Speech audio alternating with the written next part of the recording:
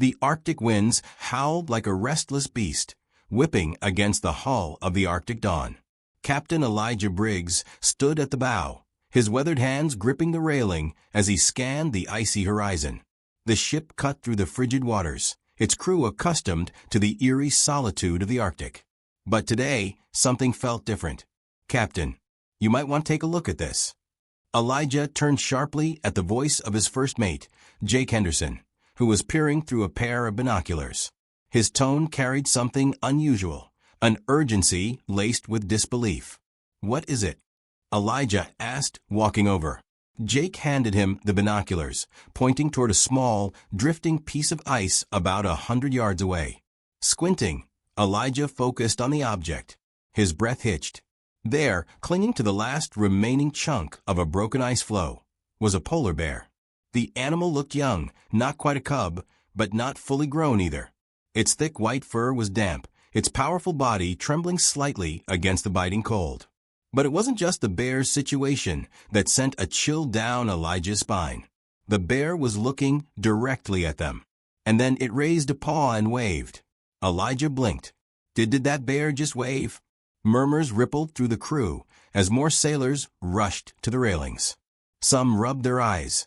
Others exchanged bewildered glances. It had to be a trick of the light, a coincidence, didn't it?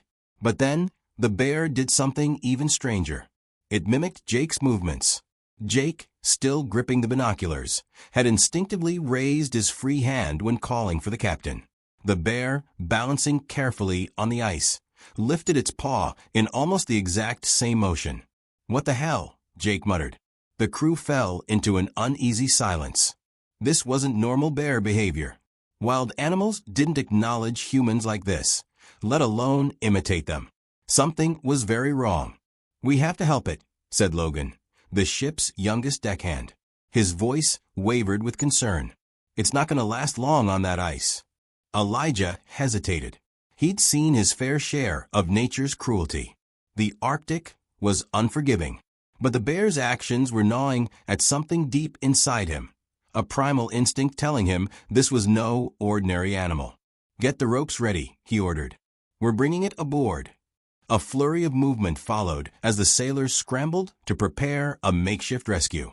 They threw a rope ladder over the side, though none of them expected the bear to climb it. The best they could do was try to maneuver the ship closer. As the vessel approached, the bear shifted its weight on the ice, as if it understood what they were doing. It gripped the rope with its powerful paws, hesitating for a moment before making the impossible choice, to trust the humans. Then it began to climb. Gasps rang out among the crew.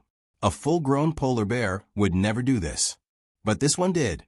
It moved with a cautious, deliberate effort, gripping the ladder rung by rung.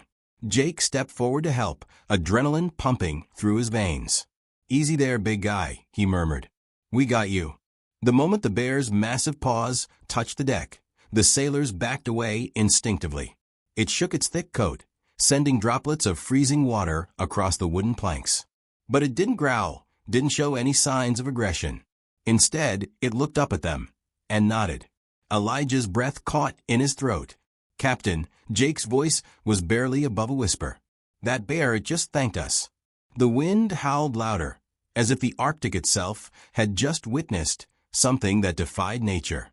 Elijah swallowed hard, his mind racing. What kind of bear does that? And more importantly, what had they just brought aboard their ship?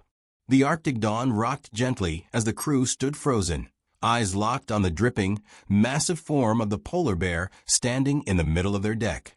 Nobody spoke. Nobody moved. The bear shook itself once more, sending a spray of icy water across the planks. Then, to everyone's shock, it sat down, calmly, like a passenger settling in for a long journey. Captain Elijah Briggs had spent over 30 years at sea, but this was something out of a fever dream. He forced himself to breathe.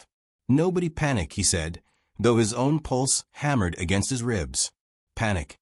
Logan, the young deckhand, whispered, "Captain, that bear just climbed a rope ladder." And then it nodded at us. "I think we passed panic 10 minutes ago." The bear gazed at them, its dark eyes unervingly intelligent. It wasn't growling, wasn't baring its teeth. If anything, it looked patient. Jake exhaled sharply. All right. Just to be clear, we all saw that, right? I mean, it's not just me. You mean the part where the bear waved? Or the part where it acted like it knew what we were saying, said Carter, one of the engineers. All of it, Jake said. No one disagreed. They had all seen it. And that made it worse, because it meant it was real. Elijah cleared his throat. He needed to take control of the situation before the crew lost their heads. All right, he said. First things first, we need to figure out what to do with it. It's not acting aggressive, Jake pointed out. That's strange, right? Very, Elijah admitted. A wild polar bear should be panicked, or worse, hostile. But this one's just sitting here. Almost as if it understood them. Elijah shook the thought away. It was ridiculous. Bears didn't understand humans. But before he could dismiss it completely, the bear did something else that made the hair on his arms rise. It lifted a paw and pointed at the ship's cabin. Silence fell over the deck. Elijah felt his stomach drop. Did it just? It wants to go inside, Logan whispered. That's impossible, Carter muttered. Bears don't do that. Yet the bear continued to hold its paw out, waiting. It wasn't a random gesture, wasn't the mindless movement of an animal. It was deliberate. Jake took a cautious step forward, his instincts warring between fear and fascination. What if, he hesitated, glancing at Elijah. What if we let it? Elijah's jaw tightened. Every rational part of him screamed that it was a terrible idea. But there was another part, one that told him this was bigger than fear, bigger than logic. Slowly, he nodded. All right, but we do it carefully. He motioned for the crew to step back as he gestured toward the open door of the cabin. Go on then, he said, half expecting the bear to ignore him. It didn't. With an eerie grace, the bear rose to its feet and walked, not lumbered, not stumbled, but walked toward the entrance. The crew instinctively parted as the massive creature passed. It ducked its head slightly to fit through the doorway, then stepped inside without hesitation. Elijah and Jake exchanged a look before following. Inside, the warm glow of lanterns flickered against the walls. The bear settled itself in the middle of the room, eyes scanning the cabin as if taking it all in. Then, without warning, it did the one thing that made Elijah's blood run cold. It raised a paw and pointed at a map on the table. A map of the Arctic. Elijah's throat went dry. The bear's claw hovered over a specific location, a remote, ice-covered region far beyond their planned route. Jake exhaled sharply. Captain, I think it wants us to go somewhere. Elijah's fingers curled into fists. A polar bear had just climbed a ship. A polar bear had just pointed at a map. And the worst part? Elijah wasn't sure he could say no. The dim lantern light flickered against the cabin walls, casting long shadows that made the moment feel even more surreal. Captain Elijah Briggs, a man who had spent his life battling the merciless Arctic seas, found himself facing something he could neither explain nor ignore. A polar bear, one that had climbed aboard their ship, waved at them and pointed at a map, now stared at him expectantly, its massive paw still resting over a remote patch of ice. No one spoke. The only sound was the distant howl of the wind outside. Jake was the first to break the silence. Captain, he swallowed hard. That's the Novaya Zemlya ice shelf. Elijah's gaze dropped to the map. The bear's claw was pressed against a specific point, ***, far north of any human settlements, beyond the usual shipping lanes, deep in the Arctic wastelands, ***. Logan, the youngest deckhand, took a shaky breath. That's not just any place. Those waters are barely charted. Some of those ice formations have never been mapped. The bear huffed softly, shifting its weight. It was still waiting. Elijah pressed his hands against the table, forcing himself to think rationally. This was absurd. A bear, an actual wild animal, was giving them directions. That shouldn't have been possible. And yet, it was happening. Carter, the engineer, let out a nervous laugh. All right, I'll say it. What if this bear isn't just a bear? No one answered. Because deep down, none of them could shake the same thought. What if it wasn't? Elijah finally spoke, his voice steady. Let's assume, for one insane moment, that this bear wants us to go there. He tapped the map, right where the bear's paw had been. The question is, why? The bear made a low, rumbling sound. Not aggressive. Not threatening. Urgent.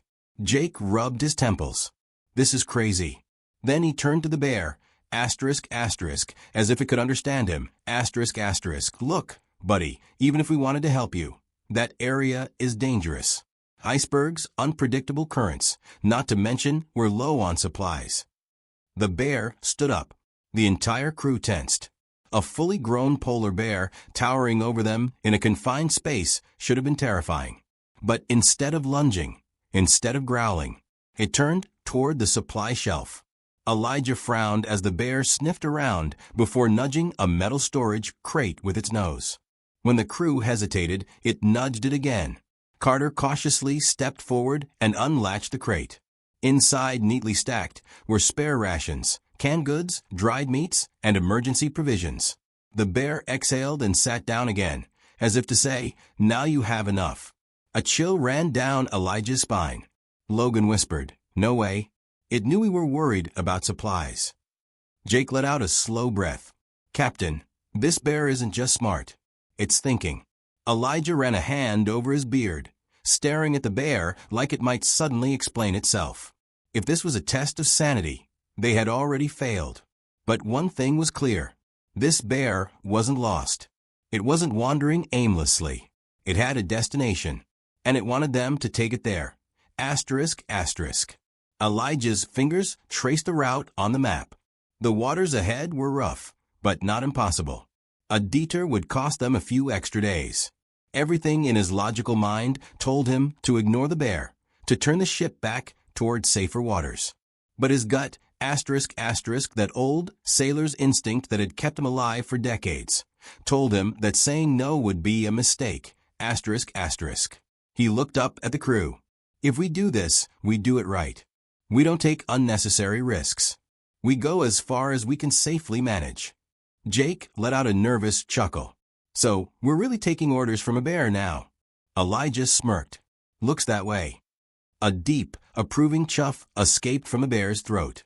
For the first time in his life, Captain Elijah Briggs set a course based on a polar bear's directions. And for the first time in his life, he had the strange, unshakable feeling that the bear already knew what they would choose. The Arctic dawn cut through the frigid waters, its hull groaning against the rising ice floes as it veered off course toward the destination only their mysterious passenger seemed to understand. Elijah stood at the helm, gripping the wheel tighter than usual. He had made countless difficult decisions in his years as captain, but never had he steered a ship based on the directions of a polar bear. Jake stood beside him, arms crossed, staring out at the endless stretch of frozen sea ahead. "We're really doing this," he muttered. "Following a bear to some godforsaken ice shelf." Elijah exhaled. "We've followed worse leads." "Have we?" Elijah had no answer for that. Behind them, the crew worked in tense silence. Logan and Carter checked fuel reserves and supplies, while a few others kept their distance from the passenger in question. The bear sat near the cabin door, watching. Always watching. It wasn't restless. Wasn't afraid. If anything, it seemed to be waiting. Jake shook his head. "I don't like this, Captain. This isn't natural. Animals don't act like this."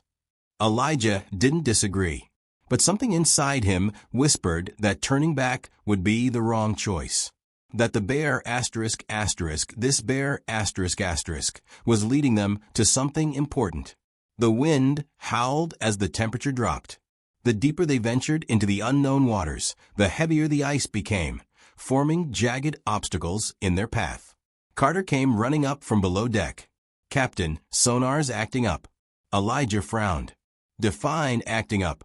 Carter rubbed his arms, as if trying to ward off a sudden chill. "It's weird. Like something is beneath us, but it's not solid. It keeps vanishing." Jake tensed. "Ice formations?" Carter shook his head. "No, it's deeper than that. And it's moving." Elijah didn't like that. Not one bit. The bear suddenly stood, nostrils flaring. Then, without warning, it let out a deep guttural growl, low and commanding. The crew froze. It wasn't a growl of anger. It was a warning. Elijah's gut twisted. He had spent his life listening to the Arctic, to the unspoken language of the sea. And right now, every instinct screamed at him to pay attention. He turned to Carter. "Get eyes on the depth reader. I want." Before he could finish, the ship lurched. A massive force beneath them pushed against the hull, nearly throwing the crew off their feet. Logan grabbed a railing. What the hell was that? The bear's fur bristled. It turned toward the water, lowering its head as if listening. And then it did something terrifying. It whined. A deep, mournful sound, like a call, like a response. A second later, something answered from beneath the ice. A sound that did not belong to any human. Elijah's breath caught. Jake turned pale. "Tell me I didn't just hear that." Another lurch. This time, something huge moved beneath them, circling the ship. The bear remained perfectly still, eyes locked on the frozen water.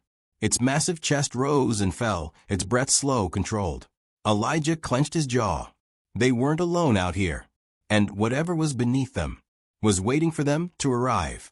The Arctic dawn rocked violently as something massive stirred beneath the frozen sea. The ship's hull groaned under the strain, the ice floes cracking around them like fragile glass. Elijah's fingers tightened around the helm, his heart pounding. "Carter, what's our depth reading?" Carter's hands fumbled over the instruments, his face pale. I don't know, Captain. The sonar's going wild.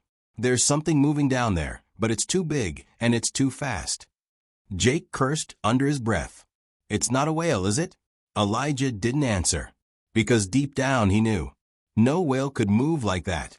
A deep, distant boom echoed from beneath the ice, reverberating through the ship like the growl of something ancient. The bear, their bear, stood perfectly still at the edge of the deck, staring at the water, its breath slow and steady. It wasn't afraid. It was waiting. Then the sound came again. A call.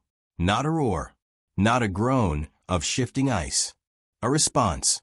Logan stumbled backward, gripping the railing. "No. No, no, no. Tell me we're not following that sound."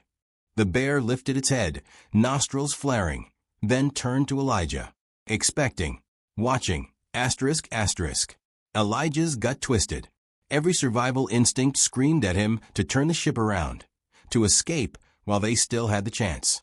But something about the bear's unwavering calm kept his hands frozen on the wheel. This wasn't a mistake. They were meant to be here. "Captain," Jake hissed, "if we don't move, we might end up as part of this thing's dinner." Elijah exhaled sharply. "Whatever's down there, it's not hunting us." He turned to the bear.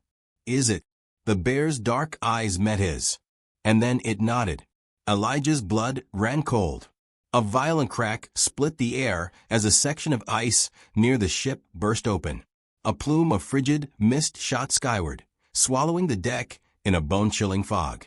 The crew staggered back as something immense shifted beneath the water's surface. For a moment, Elijah saw it. A shadow beneath the ice.